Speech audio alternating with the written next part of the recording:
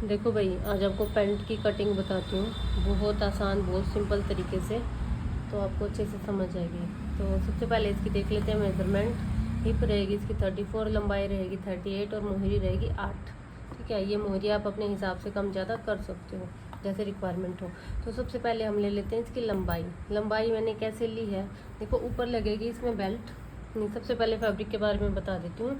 ये आगे वाला पल्ला है, ठीक है, यहाँ से ये ओपन है टू साइड, और ये पीछे वाला है, यहाँ से भी ओपन है।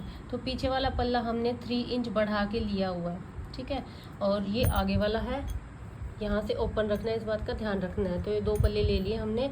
अब इसमें इसकी लंबाई कैसे लेनी है, तो पहले हम आगे वाले की निशान लगाएंगे। तो यहाँ से 1.5 इंच टेप बाहर निकाल के बेल्ट के लिए, और फिर इसकी हमने लंबाई ले ली है, ठीक है।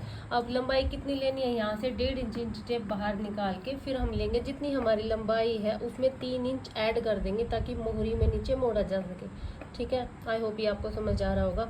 लंबाई इस तरीके से ले लेंगे। उसके बाद हमें लेना है इसका आसन। अब आसन हम कितने पे डाउन करते हैं, ये देखो, ये डिपेंड करता है हमारी हिप पर। जितनी हमारी हिप है उसका 4th पार्ट हम ले लेंगे। तो हमारी हिप है 34, तो इसका 4th पार्ट हमने लिया है 8.5, ठीक। तो जो ये आसन हमने डाउन किया है, यहाँ इसको ले लेंगे 8.5, हिप का चौथा हिस्सा। जितना आपका हो आप उसका चौथा हिस्सा निकाल के ले सकते हो। तो 8.5 हमने ले लिया। उसके बाद हमें ये वाली जो लाइन लगानी होती है ये भी हम ले लेंगे 8.5, यहाँ तक 8.5। अब उसके बाद आसन का निशान क्रोच एरिया का कैसा लगाएंगे, देखो ध्यान से देख दो ये वाली बात। यहाँ से हम लेंगे 8.5, हिप का चौथा हिस्सा, उसके बाद 1.5 इंच और फिर 2 इंच। सेम ऊपर भी करना है, 8.5, 1.5 और 2, ठीक है। ये अभी मत देखो, ये पीछे वाले पल्ले का, इसको नहीं देखना, ये हमें देखना है 8.5 तक, फिर 1.5 इंच और फिर 2 इंच यहाँ पर। और ये क्रोच एरिया का हमने निशान लगा दिया। यहाँ तक आई होप आपको समझ आया होगा। अब एक और ज़रूरी बात है, वो देख लो।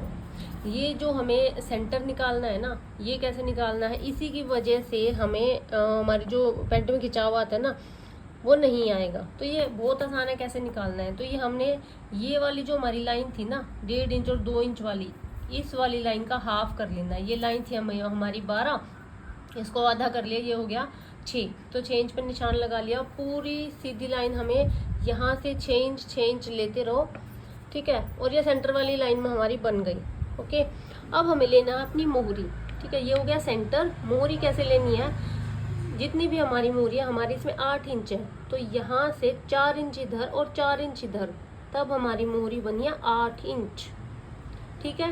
ये हो गया हमारा फ्रंट वाला पल्ला, ऐसे हो गया फ्रंट वाला। अब बैक वाला भी बहुत ही आसान है। क्या करना है, एक तो 3 इंच 2.5 इंच हम साइज के हिसाब से हमें इसको बढ़ा लेना है, मैंने बढ़ा रखा है इसमें। और उसके बाद क्या करना है, जो हमारा एक क्रोच एरिया था, यहाँ से भी हमें 2 इंच बढ़ाना है, ये मार्जिन हो जाता है। तो यहाँ से 2 इंच बढ़ा दिया, इसका हमने निशान लगा दिया। अब ये सारा मार्जिन है, इसको कैसे, यहाँ से 1.5 इंच बढ़ा देना है और निशान लगा देना है, बस। ये हो गया बैक पल्ले का। और ऊपर से जो हमने बढ़ाया था ना, उसको इस कोने पे मिला देंगे। ये होती है कटिंग पैंट की, और ये 34 साइज की, हिप 34 साइज की ये कटिंग है।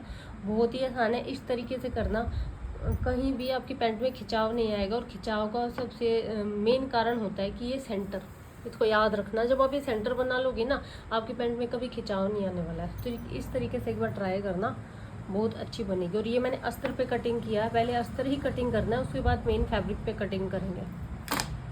ये देख लो।